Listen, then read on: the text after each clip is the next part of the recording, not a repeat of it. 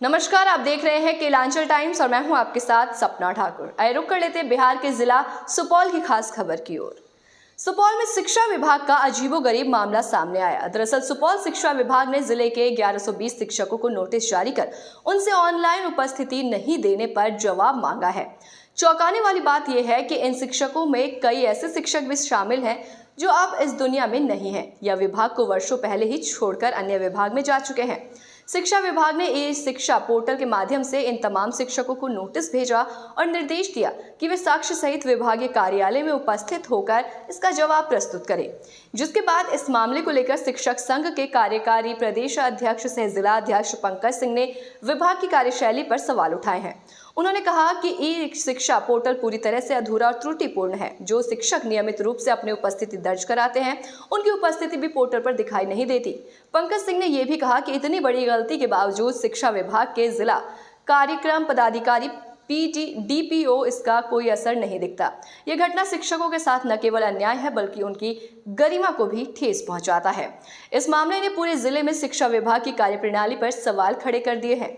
ये स्पष्ट करता है कि डिजिटल सुधार के नाम पर शुरू किए गए ई शिक्षा पोर्टल को प्रभावी तरीके से लागू नहीं किया गया है। शिक्षक संघ ने इस घटना की कड़ी निंदा करते हुए पोर्टल पर खामियों को जल्द से जल्द दूर करने की मांग की है। वहीं डीपीओ राहुल चौधरी का कहना है कि ई शिक्षा पोर्टल को अपडेट किया जाएगा। हजारों शिक्षकों को नोटिस गया है, क्या मामला है, किस मामले को लेके गया है नोटिस? बेवजह शिक्षा विभाग का गड़बड़ झाला है। ई शिक्षा कोष पूरी तरीके से अपूर्ण है और उसी ई शिक्षा कोष के आधार पर डीपीओ स्थापना ने ठीक न इस तरह का करामात किया है। ठीक न सुपौल के दर्जनों मुर्दा शिक्षक जो 4 साल पहले मर गए, 3 साल पहले मर गए, ठीक ना, जिन्होंने नौकरी छोड़ दिया, जो सेवानिवृत्त हो गए हैं, जो निलंबित है, ऐसे तमाम शिक्षकों के साथ साथ 1120 ऐसे शिक्षक जो विद्यालय में प्रेजेंट हैं।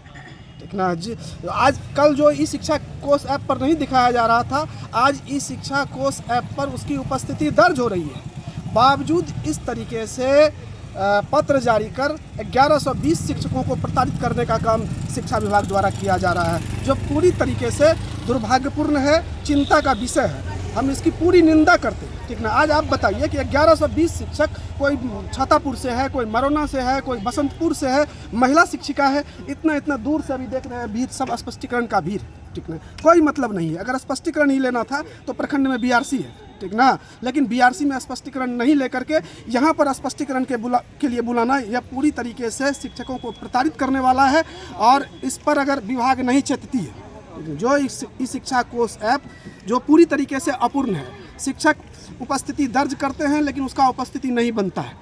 यह ई शिक्षा कोष ऐप के बारे में आपको जानकारी हो या नहीं हो, हम बता रहे हैं कि एसीएस साहब ने खुद इस तरह का पत्र जारी किया था कि अगर ई शिक्षा कोष ऐप पर किसी का हाजिरी नहीं बनेगा तो भौतिक उपस्थिति के आधार पर उसकी हाजिरी बनेगी। तब इस तरह का पत्र जारी करना पूरी तरीके से दुर्भाग्यपूर्ण है। शिक्षा विभाग की तानाशाही है, मनमानी है। संगठन इसका पुरजोर विरोध करता है और इस तरह के क्रियाकलाप पर अगर भविष्य में रोक नहीं लगाया गया तो पुरजोर तरीके से आंदोलन होगा। यह बर्दाश्त करने लायक नहीं है। क्या नाम हुआ? पंकज कुमार सिंह, कार्यकारी प्रदेश अध्यक्ष सह जिला अध्यक्ष, बिहार पंचायत नगर प्रारंभिक शिक्षक संघ। किस मामले को लेके गया है? शिक्षकों के द्वारा इस शिक्षा कोष पर जो अटेंडेंस बनाया जा रहा है उसमें जो शिक्षक अनुपस्थित रहे हैं उनकी ही सूची कल निर्गत हुई है और उससे स्पष्टीकरण की प्रतीक्षा की गई। सर, शिक्षकों का कहना है हम लोग इस शिक्षा पोर्टल पर अटेंडेंस बनाए हैं लेकिन फिर भी हम लोग को अनुपस्थित दिखाया गया।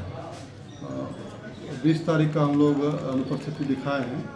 अगर 21 तारीख को देर से अगर अपडेट हुआ होगा इस शिक्षा कोष पर उनका अटेंडेंस तो हम लोग उनको स्पष्टीकरण से मुक्त करेंगे। लेकिन अगर उनका अपडेट नहीं हुआ होगा और वो एब्सेंट रहेंगे तब फिर उन पर कार्रवाई की जाएगी। सर, एक मामला और आ रहा है, आरोप लग रहा है जो शिक्षक मर गए हैं, जिनका ट्रांसफ़र हो गया है, जो शिक्षा विभाग छोड़ के दूसरे जॉब में चले गए हैं, उनको भी नोटिस गया है।